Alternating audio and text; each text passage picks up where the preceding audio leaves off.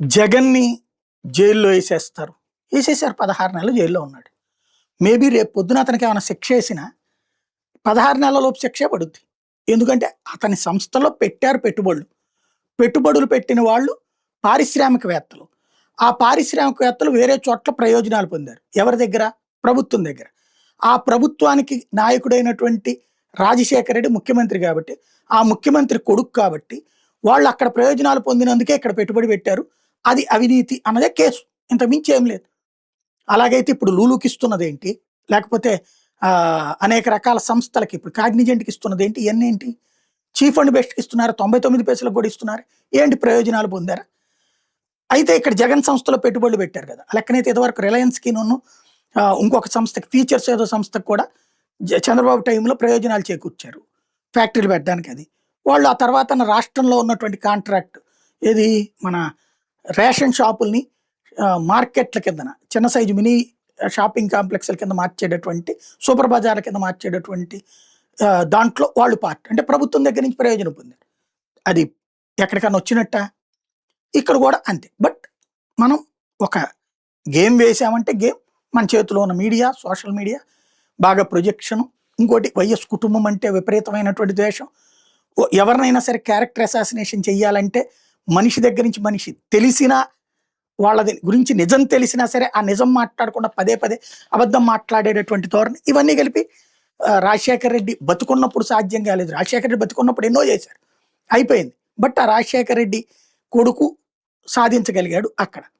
ఇప్పుడు అతన్ని ఏం చేస్తున్నారు అంటే కేసు గురించి ఏది విదేశాలకు వెళ్ళొస్తే ఒకసారి కోర్టుకు అటెండ్ అవ్వాలని సిబిఐ అడిగింది. ఓకే అన్నది కోర్టు. వెళ్ళాడు, అటెండ్ అయ్యాడు. ఇంకేముంది అతను కోర్టులకి ఎక్కడ రోజు పోవాల్సి వస్తుంది. రేపు భవిష్యత్తులో కూడా వెళ్ళాల్సి వస్తుంది.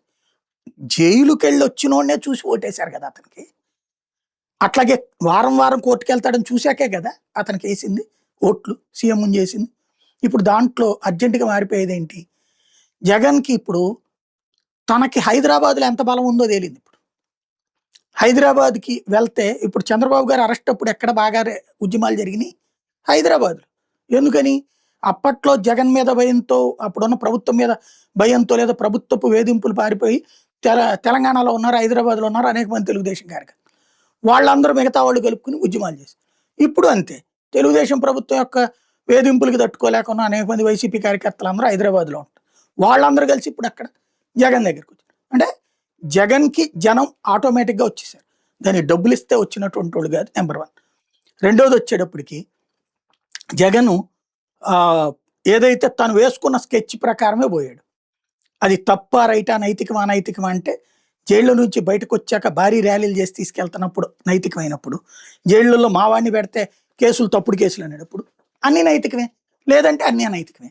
కాబట్టి అది పక్కన పెడితే నేను ఎక్కడికి పోయినా జనం ఆటోమేటిక్గా వస్తారని చూపించగలిగాడు, చెప్పగలిగాడు. At the same time Jagan హైదరాబాదులో మరొక వైపున మంచి పట్టుందన్నది ప్రూవ్ చేసుకొచ్చాడు. ఇది జగన్ని జైల్లో పెట్టినప్పటి నుంచి జరుగుతున్నది అదే. జగన్ నాడు కాంగ్రెస్కి పాఠం నేర్పాడు, ఆ తర్వాత తెలుగుదేశానికి పాఠం నేర్పాడు, ఆ తర్వాత ఇవాళ అందరికీ కలిపి పాఠం అయింది. ఏంటది అంటే తొక్కేయాలన్న కొద్దీ రబ్బర్ బంతిని నేలకేసి కొడితే పైకి లేచుద్ది. ఇప్పుడు అది లేచి చూపెడుతున్నాడు.